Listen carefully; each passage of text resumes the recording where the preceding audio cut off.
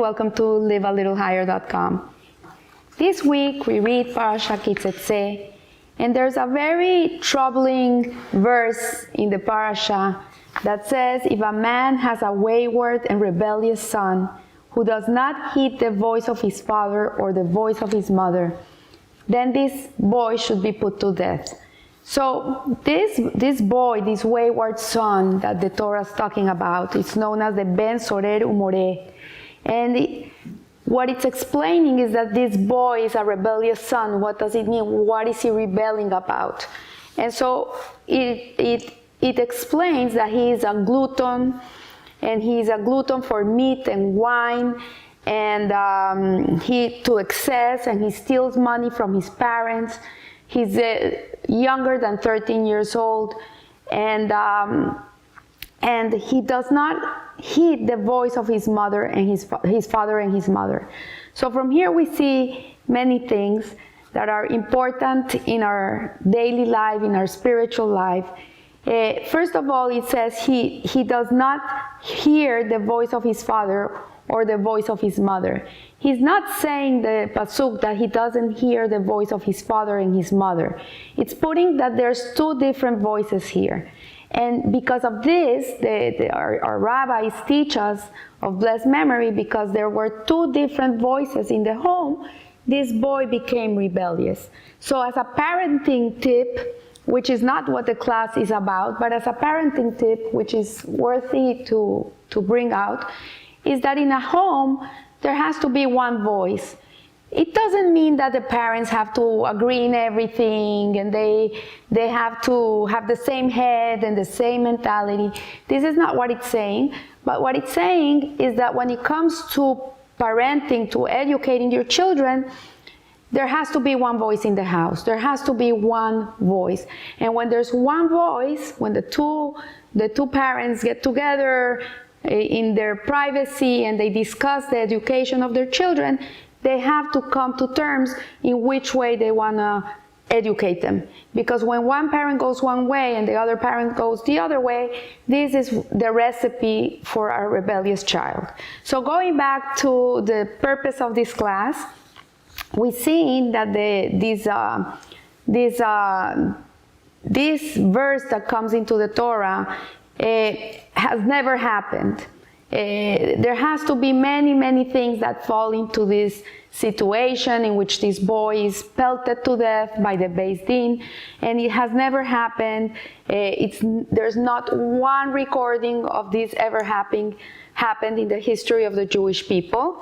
But what we have to understand is that in the Torah, there's always a teaching, there's always a lesson, there's always something that Hashem wants to teach us, and this is why this is here. And so, although this law is recorded in the Torah, such an incident has never happened, and it's a pure hypothesis.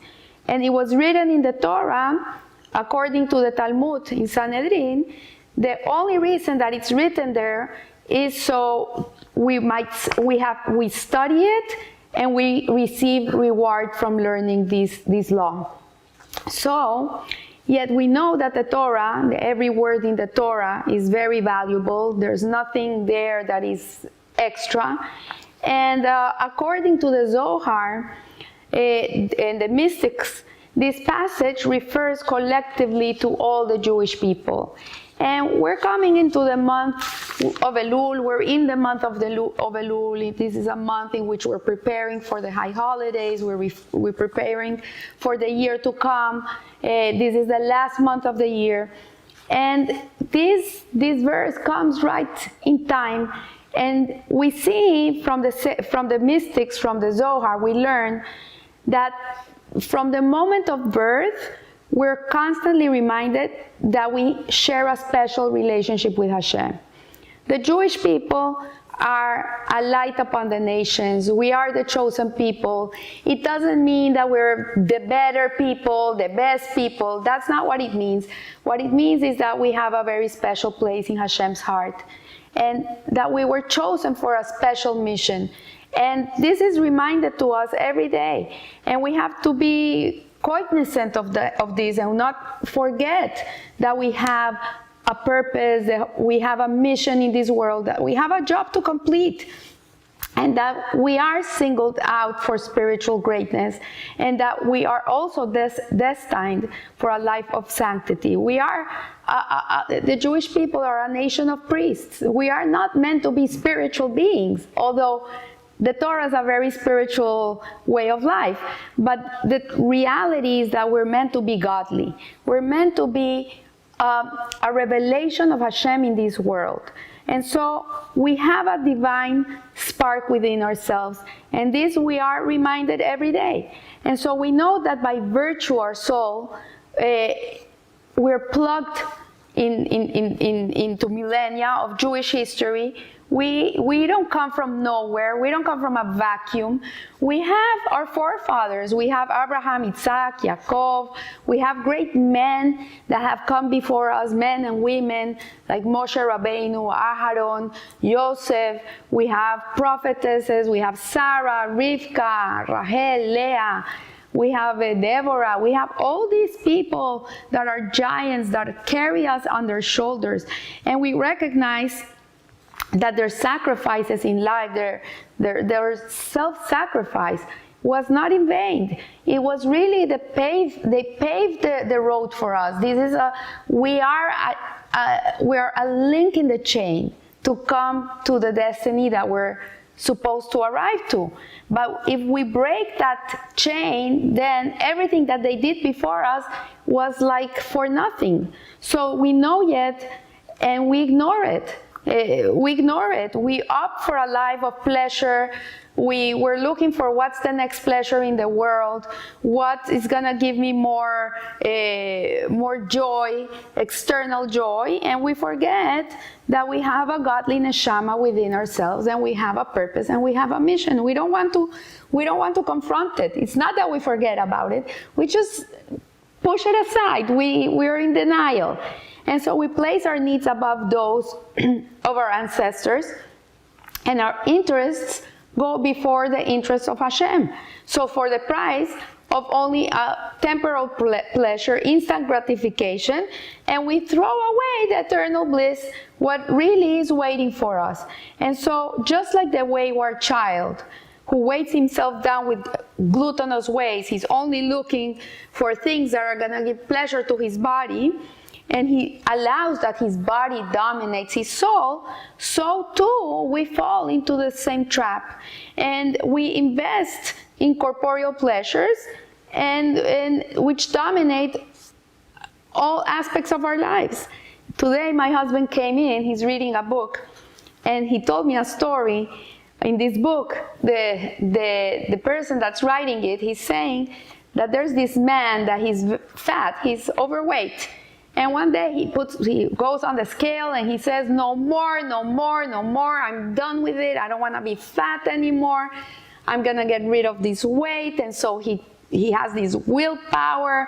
He gets into a special diet with a nutritionist, and he buys a Peloton, and he goes on that Peloton every day, and he's exercising and he's eating healthy. After 3 days he gets on the weight, and wow, he lost 2 pounds. Then at the end of the week he lost 2 other pounds. By the end of the next week he also lost 10 pounds already. He's so excited. Wow, he's so excited. He's skinny. He feels strong. And suddenly, he decides that he wants to eat.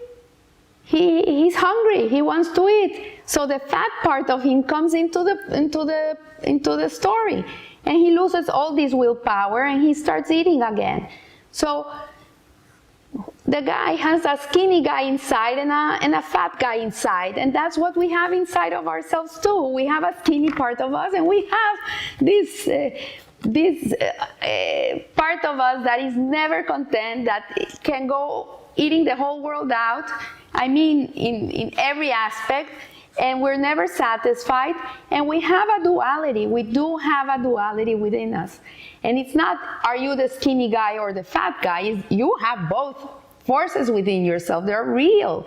It's not that you decide who you want to be.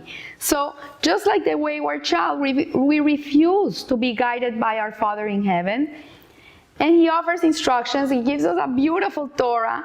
He gives us all these lectures and books and incredible rabbis through the ages that have compiled everything. And instead of learning the true meaning of life by Hashem himself, we offer suggestions to Hashem and how it's better to live our lives. We think we know better than him. We want to outsmart Hashem. So we know where we belong. We know, everybody knows when he's doing things that are not right, when he's not connecting to his essence, when he's living la vida loca. He knows. We are conflicted people. What can I say? We are very conflicted. And on the one hand, our baser elements drive us to instant gratification and hollow pursuits and things that are meaningless at the end of the day. They mean zero. And on the other hand, our divine spark is screaming within us and is yearning for profundity, for a wholesome experience in this world. And so when we study the story of the wayward child, and this is why it's there, we're supposed to overcome this, to realize, hey, I don't want to be a rebellious child. I want to become that great son that Hashem put into this world, the person that I'm really meant to be. So, okay, Margie, you're talking very beautifully, but how do we overcome this? And so there's a divine solution. There's a divine solution. And we have to understand that we have this duality within us. That's the most important part. That we know that we have a godly neshama and an animal within ourselves. And we stand before God and testify that we refuse to obey Hashem when we're in the high holidays, hitting ourselves, hatiti, doing the vidui prayer, that we have not been good to our parents, that we have stolen, that we have misbehaved. Yeah, we are this wayward child. And so the Talmud refers to man's actions as his offspring. So at the end of the day, all these materialistic desires are there. They're part of the world. We're not gonna get rid of them, never ever, because the material world has a purpose. We have to elevate it. We have to make it purposeful. We have to make it godly. And it's there for that purpose. And we're not gonna get rid of it in this existence. So the Talmud explains that Hashem is not telling us to get rid of our desires. He's not asking us to not want to eat a good piece of meat. This is not what Hashem is asking from us. But what Hashem wants from us is that when we eat a juicy piece of meat, we say a blessing, we make sure it's a kosher piece of meat, we do it with the right intention, with the right kavanah. Before we eat it, we say, this is to give me energy to be able to learn Torah, to be able to do mitzvot. So the actions really are the offsprings of our parents. And the parents are the intellect, the chokhmah and the bina, the wisdom and the understanding. So whatever is here is going to go down here. And whatever the eye sees, the heart wants. So we have to temper our children. And how do we temper our children, which is our actions? Is through the intellect, is through the mind. This is why Hashem gave us a mind. He gave us an intelligence. We're not stupid people. We have a seichel within us. And if you don't believe me, look how humanity has created so much advance in this world. Medicine, computers, phones. Look at the world. People are intelligent. We're not dummies. But in reality, we have to correct our behavior. This is what it's all meant to be. It's the behavior. The desires are there, but we can elevate those desires. Our passions, our cravings, all these things can be geared towards serving Hashem and using them for a godly pursuit. But we don't do this. We fall into this. And so God then sentences our offspring, which are our actions. This is what is sentence, it's the action. And so the proverbial death by instructing us to put an end to such behavior. And so the reader will note that he does not order our passions to cease, only our actions. He's only asking us to control the action. And so the experience of life as a war between two impulses is normal. We're going to have it from the day we're born till the day we die. We're going to have this internal war within us.